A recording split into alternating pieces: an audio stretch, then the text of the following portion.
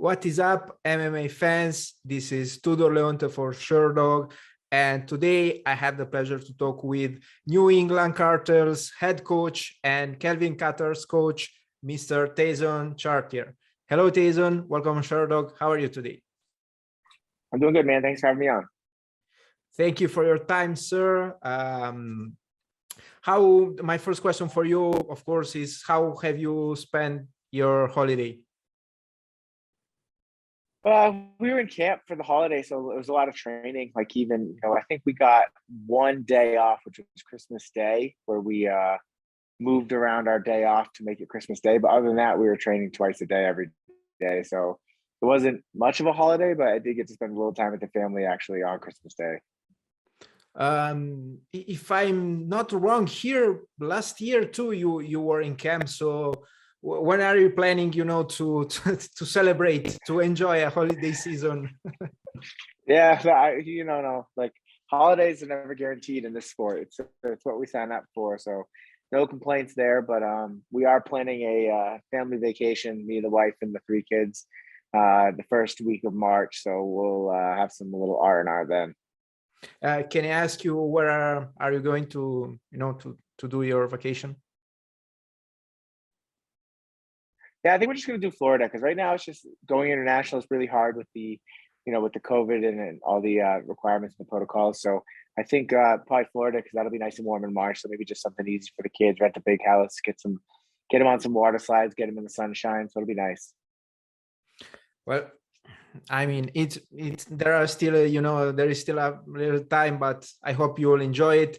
So let's go down to business. It's been a year since we last saw Kelvin competing. That time he dropped a decision to Max Holloway after 5 tough rounds. So where is, how is he and where is he now mentally speaking? Yeah, mentally he's just itching to get back in there. I think there was a misconception among the media maybe that fight shook his confidence and or something like that. But it made him hungry. It showed him like, okay, I got to feel that level. Now I got to figure out how to get there. And that's what the whole last year has been about: is resting and then trying to figure out how to get to that next level. So yeah, he's in a good place mentally. We had a great camp. I think 13 weeks now. We're sitting at like almost 14 weeks that we've been in camp. So plenty of time to prepare for Giga. So it's been good. I've seen him improve tremendously, both physically and mentally over those 14 weeks. And I've said this before, it's cool to have Cal back in camp again because it's almost like the boys are back together. It's been a year. I missed it. I'm happy to see him get to go out and compete next week. Can I ask you, what are some of the adjustments you made after the Holloway fight? Yeah, no, I think he was just getting a little one-dimensional in his approach to striking. And, we had kind of seen that. It's not that he's a one-dimensional fighter. He just has a certain way that he likes to fight. I think there's enough video out there on him where other, especially Max, like other teams were able to start kind of seeing some tendencies that he had and maybe take advantage of it. And so now it's our job as a team and his as a fighter to evolve to kind of counteract that. And, so I think you're going to see a more well-rounded Calvin. He's going to have different options on the feet and on the ground, stuff like that. So I really think it's just been more about, like, I always use the analogy as like building new weapons, but then sharpening the ones they already had. Kelvin is now headlining the upcoming UFC card on January the 15th, where he will meet Giga Chikadze. I read that you brought Ross Levine to mimic your opponent's fighting style. How was that? It was great. Ross is a little bit bigger than Giga, but he's a similar height and reach and stuff like that. He's just a little thicker. He fights at 170 or 185, so he's a little bigger than Chiga will be. But having that karate background, he was a world champion 6 different years. He was a Glory kickboxer as well. He got 2019 knockout of the year for Glory, and now he was Karate Combat's rookie of the season last year. So very similar background to Chiga. It's hard to mimic that style because it is a very unique skill set that Giga brings in. So it was good to have Ross kind of in our backyard where he could bring him in and he got to study kind of kicks and try to give us that look the best he could. Obviously, it's always different when you get in there on fight night with your actual opponent, but having someone that has a very similar background to Giga, I think it's going to be a huge advantage for Calvin going into this fight. The featherweight division seems to be in a bit of a turmoil right now. A few days ago, Alexander Volkanovski was announced that he would put his featherweight championship on the line with Max Holloway. But 3 days after the fight was announced, Holloway pulled out due to injury. I would like to hear your thoughts on that first. Yeah, it's unfortunate. I hope Max is all right. He's nothing but class, and he's a champion in and out of the cage, and so I hope he's okay, and I hope he gets to come back soon.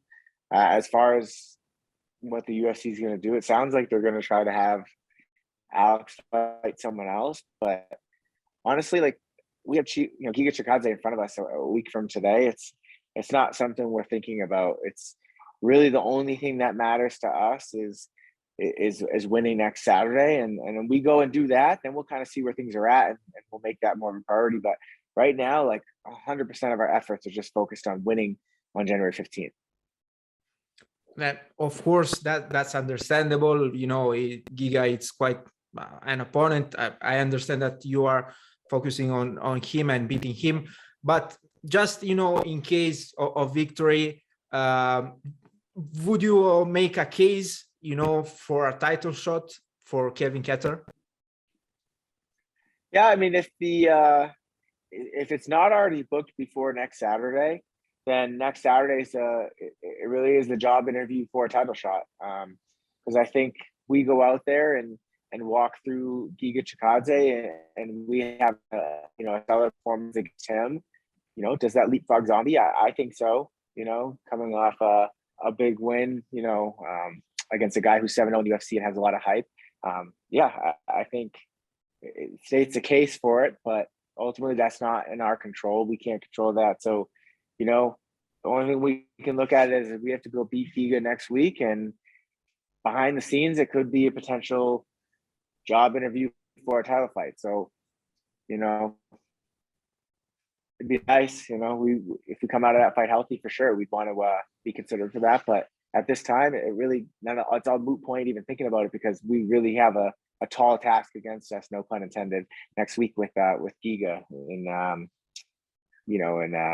a 5-round main event on ESPN. Yeah, I understand that there are also a lot of obstacles. First you have to win, then you have to be healthy. Of course, it's not the easiest scenario for you, but hopefully it plays out well for you too. If not Kelvin, in your opinion, then who should be fighting the champion next? I mean, you generally want to see someone fighting for a belt that's coming off a win. Otherwise, you can't just go by the rankings, because if it just went by the rankings, the number one guy would fight the champion, lose, but he'd still be number one, so he's the next title shot. So you can't look at it that way. You got to look at who's the next guy in line coming off a win that's healthy and can make weight. And if Zombie's there, Ortega and Yair coming off losses, Zombie sitting at number 4, Max unhealthy at number 1, Zombie would be the next logical choice. But we'll see how next week plays out, because I think next week the winner of that fight could argue that they should be now ranked number 4 ahead of Zombie, just because of the quality of wins. So who knows? And we don't make the rankings either. So like I said, the only thing that we can control is winning next week and see how the cards fall. But yeah, I think if nothing were to happen right now, next week wasn't happening, for sure, I think the logical solution would be to put Zombie in if he's healthy. But allow me to ask you one more question about this, and then we'll move on. Has the UFC reached out to you, I don't know, perhaps to tease the fact that the Chikadze Kattar fight could become a sort of title eliminator?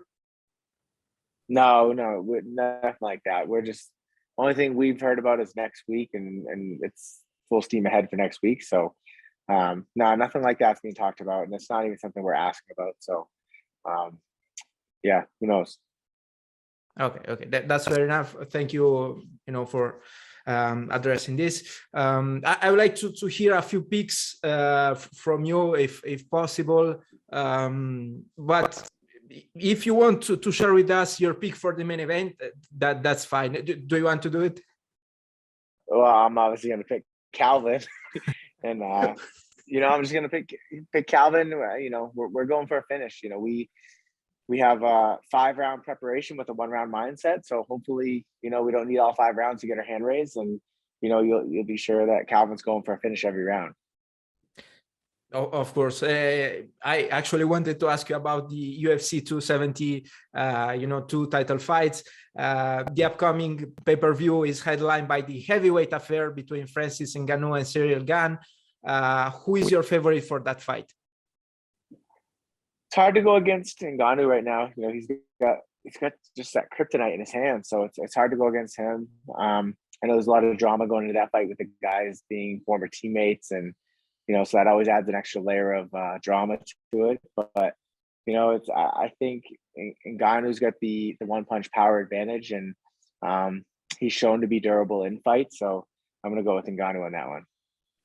And what about the co-main event, the fight between Brandon Moreno and Deiveson Figureido for the featherweight championship? I think it's a pick'em fight. I think maybe Deiveson underestimated him both fights. He thought he was going to walk through him in the first fight, but it didn't happen. He still technically won, but he had the low blow, so it ended up being a draw. And then last fight, I think he probably thought he was going to go through him again, and it didn't happen. And Moreno just keeps improving, so it's really hard to pick that one, because I feel like Figueiredo should win, but Moreno finds a way to win. He's gutsy, he's scrappy, so I feel like it really is a pick 'em fight. I don't even know if I can pick who I think is going to win, but I'll say if it's an early finish, I think it's going to be Figueiredo. But if it goes, past the second or third round, then I think Moreno probably wins. Okay, thank you very much, sir. Before I let you go, do you have any last message? No, man. Just I appreciate you having me on. Everybody tune in next Saturday night on ESPN, and cheer Calvin on, and hopefully we come out with the big win, and then big things come after that for Calvin and the New England Cartel. Sir, it was a pleasure to talk with you today. Thank you for giving us a little bit of your time. Best of luck with the fight, and hopefully I will hear again from you in the future. Thank you, brother. Appreciate it. Have a nice day. Bye-bye.